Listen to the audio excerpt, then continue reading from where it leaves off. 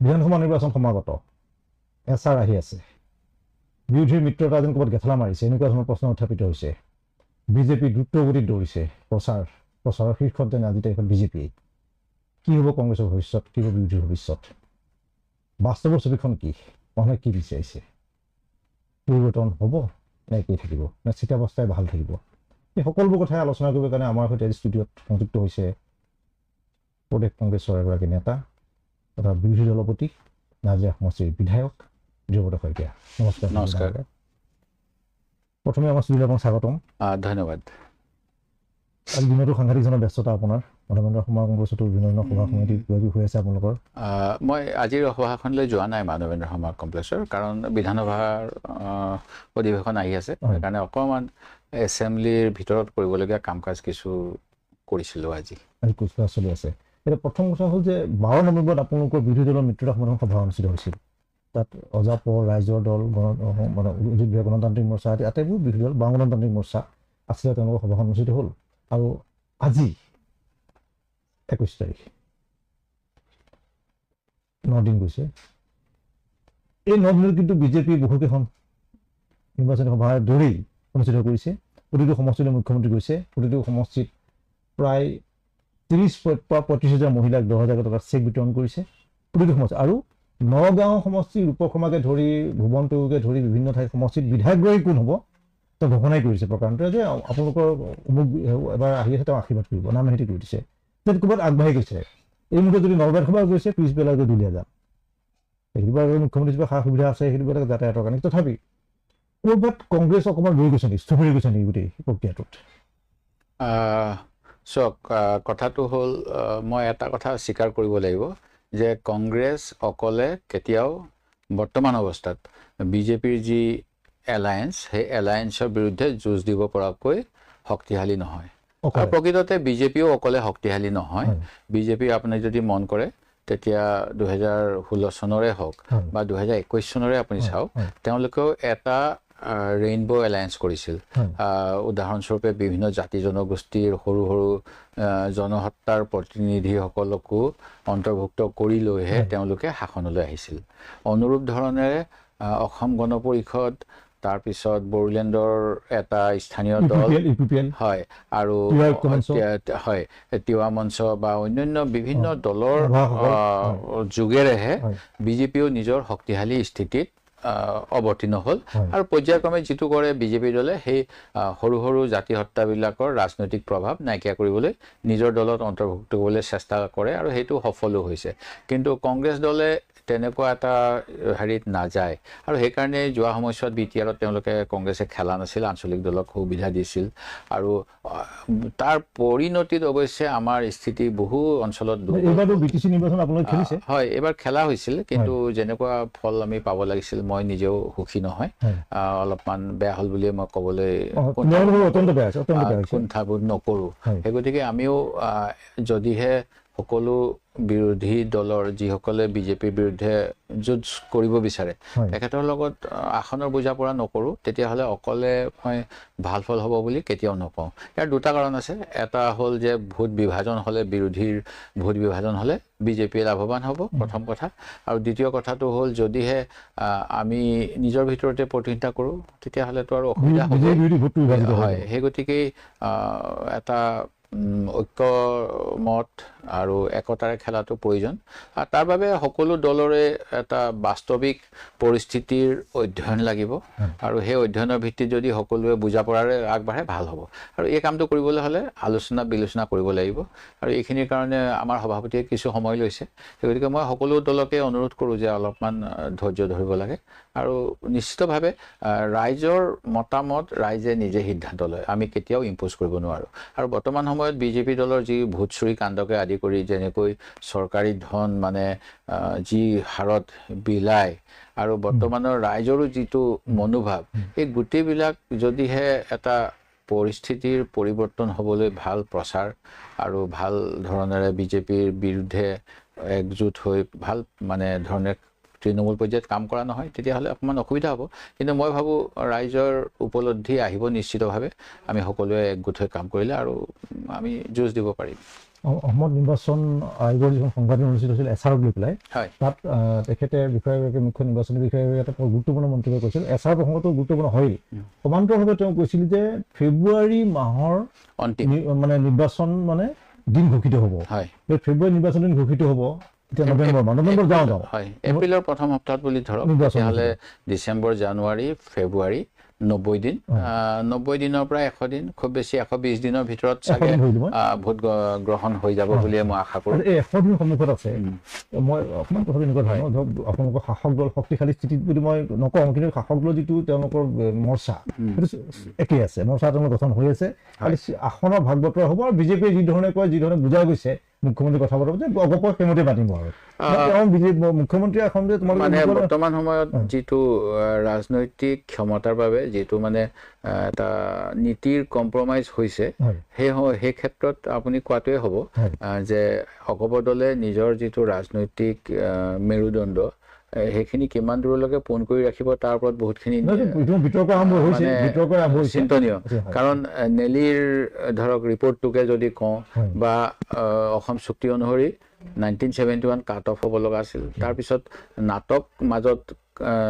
কা আন্দোলনৰ সময়ত হোৱাৰ পিছত আকৌ যেতিয়া তেখেতসকলে মন্ত্ৰীসভাত যোগদান কৰাৰ পিছত 14 চন 24 চনলৈকে আহিলে সেই গতিকে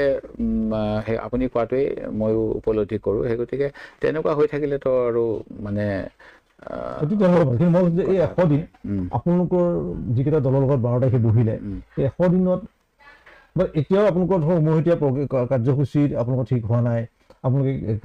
সঁচাকৈ তেওঁলোকে বুজাবুজি কৰিবনে তেওঁলোকৰ আসনৰ কথাটো আপুনি আহিব পাৰিছে কোনে কিমান আসন পাব নাপাব আসনটো পিছত কিন্তু আমাৰো চক কিমানখন আসন ল'ম বুজা পৰা কৰিম কিন্তু অসমৰ জনতাৰ ৰায়দান বা অসমৰ জনতাৰ ভোটটোক মানে আগত লৈ নিজৰ ৰাজনৈতিক দলৰ প্ৰসাৰ আৰু প্ৰচাৰৰ কাৰণে যদি আমি আসন বাটোৱাৰা কৰোঁ তেতিয়াহ'লে ৰাইজৰ প্ৰতি অন্যায় কৰা হ'ব এই কথাটো মই কৈছিলোঁ আৰু মই এতিয়াও মোৰ স্থিতিত অটল সেই গতিকে আমি অলপমান সাৱধানেৰে কৰাটোৱে মই প্ৰয়োজন বুলি ভাবোঁ আৰু মোৰ নিজৰ ক্ষেত্ৰততো মই কৈ থৈছোঁ যে যিকোনো ৰাজনৈতিক দলে যদি নাজিৰা সমষ্টিত কংগ্ৰেছতকৈ তেওঁলোকৰ স্থিতি বিজেপিতকৈ মানে পৰাভূত কৰিব পৰাকৈ ভাল বুলি ভাবে মই দলৰ কাম কৰিম কিন্তু বিধায়ক হ'বলৈ মই আসন আপুনি মানে বুজাবুজি বা ত্যাগ যদি কোনোবাই বিজেপি পৰাভূত কৰিব পৰাকৈ নাজিৰা সমষ্টিৰ বিৰোধী এজন প্ৰাৰ্থী জয়ী কৰিব পাৰে বিৰোধী দলেও আপুনি যিসকলে বুজাবুজি কৰিব ৰাইজৰ দল বা গণতান্ত্ৰিক মৰ্চা CPI ধৰি লওঁ তাৰ যে শক্তিশালী প্ৰাৰ্থী আছে তেওঁ নাজিৰা সমষ্টিত পৰিণত কৰক আপুনি আসনখন এৰি দিব 100% এৰি দিম বিৰোধী বিজেপি মূল কথাটো মই বিধায়ক হোৱাটো নহয় মূল কথাটো হ'ল বিজেপিক পৰাভূত কৰাটো আৰু সেইটো দৃষ্টিভংগীৰে মই চেষ্টা কৰি আছোঁ অৱশ্যে মই তাৰ অৰ্থ এইটো নহয় যে মোৰ নিজৰ ভেটি শক্তিশালী কৰিবলৈ চেষ্টা কৰা নাই মই মোৰ সমষ্টিত অনবৰত চেষ্টা কৰিয়ে থাকোঁ আৰু মানে এতিয়াও মোৰ ওপৰত হেঁচা বহুত পৰিছে ধৰক সিদিনা মন্ত্ৰী পীযুষ হাজৰিকা গ'ল তেওঁ কৈ পেলাই এটা কথা ক'লেগৈ যে মই বোলে তাৰ এটা সমস্যাৰ বিষয়ে কোনো ধৰণৰ কথা চৰকাৰক দৃষ্টিগোচৰ নাজিৰা সমস্যালৈ কিন্তু অসম বিধানসভাৰ পাব্লিক একাউণ্টছ কমিটি ইয়াতকৈ ডাঙৰ কমিটি নাথাকে সেই কমিটিখনক মই সেই সমস্যাটো দেখাই আহিছিলোঁ যোৱা বছৰৰ বোধ কৰোঁ আগষ্ট মাহত তেওঁ মিছা কথা গোকাত মিছা কথা ক'লে ঠিক তেনেকৈ মন্ত্ৰী জয়ন্ত মল্লবৰুৱাও যোৱাকালি বোধ কৰোঁ তেখেতে গৈ মোৰ সমষ্টিত গৈ কৈছেগৈ যে উজনি অসমৰ মানুহে এটা কথা উপলব্ধি নকৰে কেনেকৈ নামনি অসমৰ মানুহবিলাকৰ মানে এটা ভয় হৈছে আশংকা হৈছে জনগাঁথনি খেলি মেলি হৈছে সেই গতিকে তেওঁ তাত গৈ পেলাই মানে যিটো মুখ্যমন্ত্ৰীয়ে সততে প্ৰচাৰ কৰি থাকে মিয়াৰ আগ্ৰাসন মোগলৰ আক্ৰমণ সেইবিলাক মোৰ তাতো প্ৰচাৰ চলাব গৈছে সেই গতিকে তেওঁলোকৰ যিটো এজেণ্ডা বিয়পাবলৈ তেওঁলোকে সম্পূৰ্ণ চৰকাৰী মিটিঙত এই কথা কৈ পেলাই তেওঁলোকে প্ৰচাৰ চলাই আছে সেই গতিকে নিশ্চিতভাৱে মই এই দুটা প্ৰশ্ন সুধিম যে উজনি অসমৰ জনগণৰ উজনিত যিটো মানে তেওঁলোকৰ ভাষাত যে মিয়াৰ যিটো আগ্ৰাসন বা মানে যিটো পূৰ্ববংগীয় মূলৰ মিয়াৰ যিটো আগ্ৰাসন উজনি অসমত কেনেকুৱা বুলি ভাবে চাওক অবিভক্ত ভাৰতৰ পৰা যিসকল আহিছে আৰু অবিভক্ত ভাৰতৰ আৰু লগতে অসম চুক্তি অনুসৰি যিসকল থাকিব লাগে সেইটো সদৌ অসম ছাত্ৰ সন্থায়ো মানি লৈছে জাতি ধৰ্ম বৰ্ণ নিৰ্বিশেষে তেখেতসকল ভাৰতীয় নাগৰিক কিন্তু তাৰ পৰৱৰ্তী সময়ত অহাসকল বিদেশী সেই গতিকে যদিহে নামনি অসমত কোনো বিদেশী আছে মই ভাবোঁ নামনি অসমত যিসকলক বিদেশী বুলি মুখ্যমন্ত্ৰীয়ে টাৰ্গেট কৰি আছে তেওঁলোকে তেওঁলোকে নিজেই চৰকাৰৰ ওচৰত দাবী জনাব লাগে, হেঁচা প্ৰয়োগ কৰিব লাগে, তেওঁলোকৰ মাজত থকা বিদেশীখিনিক চিনাক্ত কৰি বহিষ্কাৰ কৰিব লাগে। আৰু উজনিৰো দাবী তেনেকুৱাই হোৱা উচিত। তেওঁলোকৰ অঞ্চলত যদি কোনো বহিৰা বিদেশী আহিছে বা মুখ্যমন্ত্ৰীয়ে যিটো কথা কৈ থাকে সেই কথাটো যাতে বাস্তৱত তেওঁ ৰূপায়ণ কৰে, বিদেশী খেদাই দিয়ে, তাৰ কাৰণে উজনিৰ পৰা দাবী উঠাব লাগে। মই তেনেকুৱা কৰিলে মই ভাল পাম, কাৰণ অসম চুক্তি আমি সকলোৱে মানি ল'ব লাগিব। অসমৰ জাতি, ভাষা, সামাজিক, ৰাজনৈতিক নিৰাপত্তা আমাক লাগে। এতিয়া যিটো এছাৰত কৰিব বিচাৰিছে তাৰ যোগেদি অশোক সিংহালৰ নিচিনাকৈ কিছুমান হিন্দীভাষী লোকে যদি অসমৰ ভাগ্য নিৰন্তৰতা ভাল নাপাওঁ। আপোনাৰ কথাৰ গুৰুত্ব থাকিব, কাৰণ বিৰোধী দলৰ প্ৰতিয়ে নহয়, আপুনি এগৰাকী মানে সম্ভ্ৰান্ত অসমীয়া ৰাজনৈতিক ব্যক্তি। উজনি অসমত আজি দেখা যদি নিৰ্বাচন অনুষ্ঠিত হয়, কংগ্ৰেছ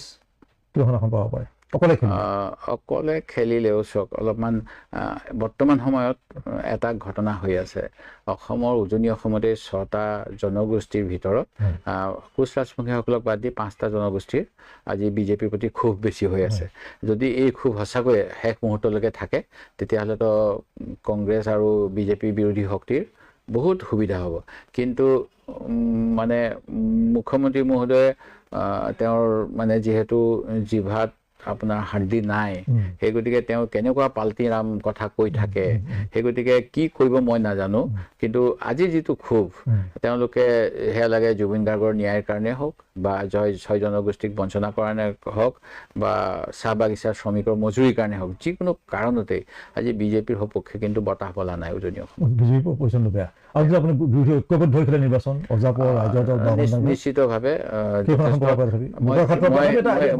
মই আসন তেনেকে মই ক'বলৈ মই টান পাওঁ, কিন্তু মই ভাবো যে সংখ্যাধিক হ'ব আমাৰে। যদি কংগ্ৰেছ চৰকাৰ হ'ল, তাৰপিছত মুখ্যমন্ত্ৰী চাওক, বৰ্তমান সময়ত অসমৰ অধিকাংশ ব্যক্তিয়ে গৌৰৱ গগৈক বিচাৰে। আমাৰ দলেও গৌৰৱ গগৈক বিচাৰে। সেই গতিকে দলত কোনো বিসম্বাদ নাই। আৰু গৌৰৱ গগৈৰ নেতৃত্বত আমি হাইকমাণ্ডক কথা দি আহিছোঁ, একেলগে যুঁজিম আৰু অসমৰ মুখ্যমন্ত্ৰীৰ যি দুৰ্নীতি উদঙাই এখন বিকল্প চৰকাৰ দিম। সেই গতিকে গৌৰৱ গগৈৰ প্ৰতি কংগ্ৰেছৰ পৰা কোনো চেলেঞ্জ নাই বুলি মই ক'ব বিচাৰোঁ। বিৰোধী দলৰ মুখ্যমন্ত্ৰী প্ৰাৰ্থী গৌৰৱ গগৈ নিশ্চিত, আৰু তেওঁলোকে যিটো এখন চৰকাৰ গঠন কৰিবলৈ মূলক আশাবাদী। কিন্তু এই গোটেই যিটো প্ৰক্ৰিয়া মোক আগবঢ়াই লৈ গৈছে, গোটেই প্ৰক্ৰিয়াটোত এছআৰ এটা প্ৰধান বাধা হৈ পৰিছে। মমতা বেনাৰ্জী বিদ্ৰোহ কৰিছে, তাততো হাজাৰ হাজাৰ মানুহ লৈ পেলাই আশ্ৰয় গুচি আছে। মই মমতা বেনাৰ্জী বা অন্যান্যসকলৰ লগত সম্পূৰ্ণ একমত। কাৰণটো হ'ল প্ৰতি বছৰে বছৰে আমাৰ ভোটাৰ তালিকাৰ সংশোধন হয় আৰু আমি এই গোটেই প্ৰক্ৰিয়াটোত সম্পূৰ্ণ সহযোগ কৰোঁ। যিটো প্ৰক্ৰিয়াত 18 বছৰ হ'বলগীয়া জানুৱাৰী মাহত যিসকল, তেখেতসকলৰ নাম অন্তৰ্ভুক্ত হয়, নতুনকৈ বিবাহ হোৱাসকলৰ নাম অন্তৰ্ভুক্ত হয় আৰু যিসকল মৃত হ'ল তেওঁলোকৰ নাম কৰ্তন হয়। এই প্ৰক্ৰিয়াটো যথেষ্ট গুৰুত্ব সহকাৰে নিৰ্বাচন আয়োগে লয়, প্ৰেছ কনফাৰেন্স পাতে, ড্ৰাফ্ট পাব্লিকেশ্যন কৰে, ফাইনেল ৰোল দিয়ে। তাৰপিছত এনেকুৱা স্পেচিয়েল ৰিভিজন একমাত্ৰ বিজেপিৰ বিজেপি দলক জিকাবলৈ ইলেকশ্যন কমিশ্যনে কৰে বুলি মোৰ দৃঢ় বিশ্বাস হৈছে। যিহেতু ইতিমধ্যে আমাৰ নেতা ৰাহুল গান্ধীয়ে বাংগালোৰৰ এটা চিট বা বিহাৰত কেনেকৈ এটা ঘৰত 60 জন, বিহাৰ বা অন্য অঞ্চলসমূহত সাম্প্ৰদায়িকতা যে নাই এই কথা ক'লে মই ভুল কথা কোৱা হ'ব। তেনে সময়ত আনচাৰী, যাদৱ বা জাহা সকলোকে এটা ঘৰত কেনেকৈ ইলেকশ্যন কমিশ্যনে ৰাখিছে, যি সময়ত সৰু সৰু কথাত তাতে সাম্প্ৰদায়িক উত্তেজনা হয়, এইটোৱে প্ৰমাণ কৰে। আৰু কেতিয়াও দেখা নাছিলোঁ যে হাউচ নম্বৰ নোহোৱা মানুহক ভোটাৰ তালিকাত অন্তৰ্ভুক্ত কৰা হয়। কাৰণ আমাৰ লোকপিয়ল অনুসৰি প্ৰত্যেকজনৰে এটা এটা ঘৰৰ সংখ্যা আছে, ঘৰৰ নম্বৰ আছে। সেই ঘৰৰ নম্বৰৰ ভিত্তিত আপুনি ৰেচন কাৰ্ড পায়, ঘৰৰ নম্বৰৰ ভিত্তিত আধাৰ কাৰ্ড পায়। তাৰপিছত আজি ইলেকশ্যন কমিশ্যনে অদ্ভুত এটা কথা কৈ দিলে, ফুটপাথত থকা মানুহবিলাকক ভোটাধিকাৰ দিয়া হৈছে। তেওঁলোকে প্ৰকৃততে বিজেপিৰ সমৰ্থকসকলক অন্য ৰাজ্যৰ পৰা আনি যিকোনো ৰাজ্যত ভোট গ্ৰহণৰ পূৰ্বে ভৰাই দিয়ে আৰু সেই কামটো নিৰ্বাচন এজেণ্টে অতি নিৰ্লজ্জভাৱে বিজেপিৰ এজেণ্টৰ নিচিনা ব্যৱহাৰ কৰি আছে। আটাইতকৈ দুখৰ কথা সেইটোৱেই। আমি সংবিধানে যাক স্বতন্ত্ৰতা দিছিল, TN ছেছনৰ কথা মনত পেলাব লাগিব। এটা কেছ হৈছিল মোৰ দেউতা জীৱিত থাকোঁতে, যিহেতু কংগ্ৰেছৰ এটা নিৰ্দেশ আছিল যে ডক্টৰ মনমোহন সিং তেখেত কোনো কালে ৰাজনীতি কৰা নাছিল। তেখেত এজন সাধাৰণ ভোটাৰ আছিল দিল্লীত। তেখেতক অসমৰ ৰাজ্যসভালৈ নিৰ্বাচিত কৰিব লাগে। সেই গতিকে সেই সময়ৰ বিধি অনুসৰি তেখেতে অসমত এটা ভাড়াঘৰ লৈছিল মোৰ মাৰ ঘৰতেই, আৰু তাৰ পৰা তেখেতে ইলেকশ্যনত নিৰ্বাচিত হৈছিল। ইলেকশ্যন কেছ হ'ল, চৰকাৰৰ গুৱাহাটী উচ্চ ন্যায়ালয়ে তেখেত মনমোহন সিঙৰ পক্ষে ইলেকশ্যন কমিশ্যনে কৰিছিল আৰু মোৰ যিমানটো মনত পৰে খুব সম্ভৱ আমাৰ মানে ইলেকশ্যন অফিচাৰ কিজানি হিতেশ দেৱশৰ্মাই আছিল নেকি মই পাহৰিছোঁ তেখেতসকলে এনকুৱাৰী কৰিব নাই ৰামচিয়াৰী আছিলে সেই সময়ত ৰামচিয়াৰীয়ে ইলেকশ্যনৰ এনকুৱাৰী কৰিব গ'ল আমাৰ ঘৰত তেখেতৰ সঁচাকৈ ঘৰ আছে নাই চালে আৰু যিটো এটা ঘৰ থাকিলে তাত ঘৰৰ ব্যৱহাৰ কৰা প্ৰমাণ লাগিব ঘৰ ভাড়া লোৱাৰ প্ৰমাণ দিব লাগিব আৰু অন্য জেগাত তেওঁৰ নাম থাকিব নালাগিব এই গোটেইখিনি নিয়ম পালন কৰাৰ কাৰণে ইলেকশ্যনত ডক্টৰ মনমোহন সিং জয়ী হৈছিল কিন্তু এতিয়া যিটো কৈছে যে নিৰ্বাচনৰ দুদিন আগতে আহিও কোনোবাই অসমত থাকিব পাৰিব অসমত যি সময়ত নিবনুৱা সমস্যা ভয়াৱহ আমাৰ ইয়াত ইণ্ডাষ্ট্ৰীৰ 2 লাখতকৈও বেছি ক্ষুদ্ৰ উদ্যোগ মৰি গ'ল আমাৰ ইয়াত চাহপাতৰ সংকট আমাৰ খেতিৰ সংকট সেই সময়ত যে অকল মানে কোনোবাই স্থায়ীভাৱে বসবাস কৰিবলৈ আহিব মুখ্যমন্ত্ৰীয়ে ক'ব দৰে এই কথাটো কিন্তু গ্ৰহণযোগ্য আৰু বিশ্বাসযোগ্য নহয় কাৰণ ডেইলি হাজাৰ মানুহ প্ৰবৰ্তন হৈ আছে আমাৰ ল'ৰাবিলাক বাংগালোৰ তামিলনাডু পুনে কেৰালাত গৈ কাম কৰে তাত ফুৰিব গ'লে আমি লগ পাওঁ হোটেলত লগ পাওঁ ফেক্টৰীত লগ পাওঁ বম্বেত শ্বপিং মলত লগ পাওঁ এতিয়া মাদ্ৰাজলৈ গৈছিলোঁ এছেম্বলি কমিটিত তাত মৰিগাঁৱৰ মই বহুত 15-20 জন চিকিউৰিটি কাম কৰা ল'ৰা লগ পালোঁ আৰু প্ৰবৰ্তন হৈ আছে তেওঁলোকৰ কেতিয়াবা নিৰাপত্তা নহয় আৰু তেওঁলোকৰ মুখ্যমন্ত্ৰীয়েতো সেইকাৰণে এখন আঁচনিও ঘোষণা কৰিছে যে বাহিৰত মৰিলে সহন মানে যাতে তেওঁৰ শেষ কৃত্য জনাবলৈ শৰীৰটো ঘূৰাই নিব পাৰি আৰু তেনে সময়ত অসমত আৰু কোন এইটো এটা বিশ্বাসযোগ্য সম্পূৰ্ণ অংক এতিয়া মই এটা কথা জানিব বিচাৰিম যে আপুনি ক'লে যে এটা কথা যে এছা আপোনালোকে বিৰোধ কৰিব এছাৰ চাওক বিৰোধ কৰিলেও যিটো চলিব লগাটো চলিবই সেইকাৰণে আমি বিৰোধিতা স্বত্তেও চৰকাৰে যিহেতু এছাৰ যোগেদি বহিৰাগতৰ নাম সোমোৱাব বিচাৰিব আমি কিন্তু কথাটো হ'ল অসমতো বহুত কংগ্ৰেছ নেতাই এইবাৰ নিৰ্বাচন খেলিবলৈ তৎপৰ হৈছে মুছলমান সংখ্যাগৰিষ্ঠ সমষ্টি বিচাৰি ফুৰাৰ তেওঁলোকৰ অভিযোগ চাওক যোৱাবাৰ মই মোক মোৰ দলীয় ছাৰ্ভেত আহিছিলে যে নাজিৰা সমষ্টিৰ অৱস্থা ভাল নহয় মোক দলৰ নেতৃত্ব মানে নাজিৰাত কংগ্ৰেছৰ জয় হ'ব নোৱাৰিব পাৰে নিশ্চিত নাই মোক কৈছিলে অসমৰ যিকোনো সমষ্টিত তুমি যদি বিচাৰা তুমি ল'ব পাৰা মই কিন্তু মোৰ নিজৰ গৃহ সমষ্টি এৰিব নিবিচাৰিলোঁ আৰু খুব কম মাৰ্জিনত মই জিকি আহিলোঁ সেই গতিকে কিছুমান নেতাই নিশ্চিতভাৱে সংখ্যালঘু সমষ্টি বিচাৰি ফুৰিছে কিন্তু তেনেকুৱা কৰিলেতো ৰাজনীতি নহ'ব ৰাজনীতি কৰিব লাগিব ৰাইজৰ কাৰণে আৰু আজিৰ বাস্তৱ অৱস্থাত হ'ল যে মুখ্যমন্ত্ৰীয়ে যি সমষ্টি পুনৰ নিৰ্ধাৰণ কৰিলে দুৰ্ভাগ্যজনকভাৱে তেখেতে সংখ্যালঘুসকলক মানে ঠেলি হেঁচি 22টা সমষ্টিত সীমাবদ্ধ কৰিছে যদিও আগতে তেওঁলোকৰ হাতত বোধ কৰোঁ 35টামান নিৰ্বাচনৰ সমষ্টিৰ নিৰ্ণায়ক ভূমিকা ল'ব পৰা ক্ষমতাটো আছিলে আৰু এই ক্ষেত্ৰত এইটোও ক'ব লাগিব আমি স্বাধীনতাৰ পূৰ্বৰ ইতিহাস চাব লাগিব তেতিয়াও কিন্তু 22 জন নহয় 108 জন 110 জন 110টা সমষ্টি থকাৰ অৱস্থাটো অসমত সংখ্যালঘু বিধায়কৰ সংখ্যা কম হোৱা নাছিলে সেই গতিকে সেইটো এটা বাস্তৱ সত্য আৰু তেখেতসকলৰ ৰাজনীতিৰ প্ৰতি আগ্ৰহ বেছি সেইটো এটা সত্য কিন্তু তেওঁলোক কেতিয়াও কংগ্ৰেছৰ ভোট বেংক নহয় মই দেখিছোঁ যে যি সময়ত 85 চন 91 চন এইবিলাক সময়ত সংখ্যালঘু ভোটাৰসকলে কিছুমান সমষ্টিৰ পৰা ফৰৱাৰ্ড ব্লক SUCI নিৰ্দলীয় বা অন্যান্য কিবা কিবি মানে উজনিত নোহোৱা নাম কিছুমানো পঠাই দিছিলে মানে সেই গতিকে তেওঁলোক ৰাজনৈতিকভাৱে যথেষ্ট সচেতন তেওঁলোকক কংগ্ৰেছৰ ভোট বেংক বুলি ক'লে তেওঁলোকক অপমান কৰা হ'ব আজমল হঠাৎ নিৰ্বাচনৰ আগে আবিৰ্ভাৱ হৈছে মানে লোকসভা নিৰ্বাচনতে শোচনীয় পৰাজয় তাত তেওঁ দেখিবলৈ নাছিলে বেমাৰ হৈছে তেওঁ শাৰীৰিক অসুস্থতা আছিলে বিশ্বাস কৰোঁ তেখেতৰ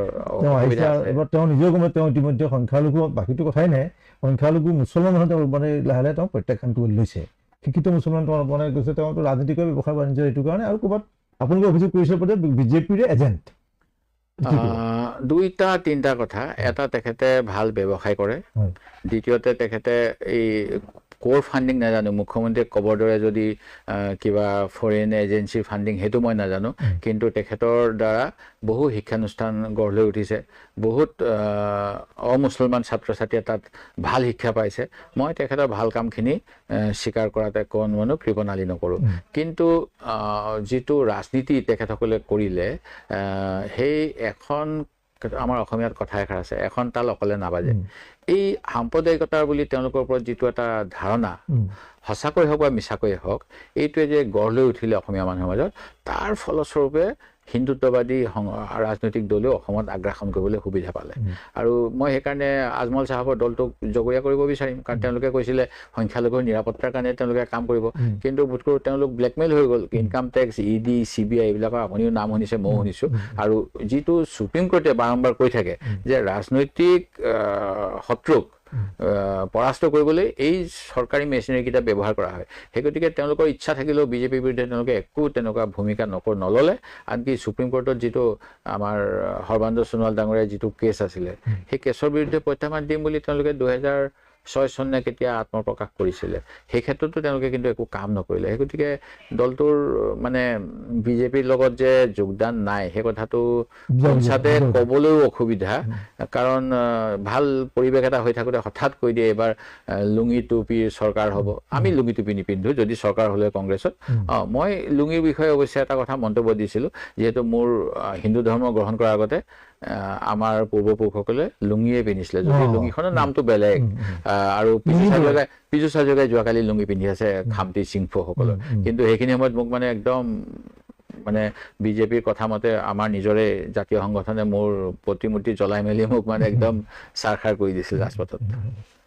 এটা কথা আজমলে নিজে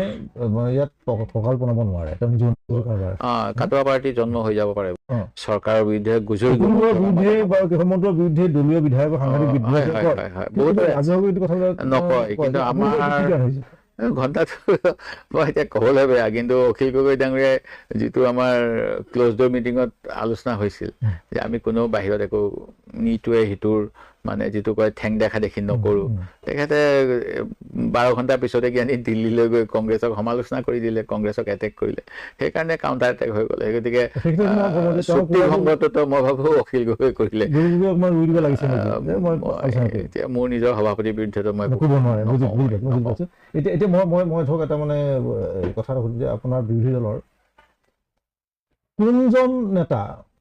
মনোজন তালুকদাৰ অখিল গগৈ অজিত কুমাৰ ভূঞা গুণজ্যোতি গগৈ এই কেইজন নেতাৰ সৈতে বুজাই কোনজন নেতা আপুনি ভাবে যে আমাৰ কাৰণে আটাইতকৈ ভাল বা আমাৰ কাৰণে প্ৰকৃততে কথাটো হ'ল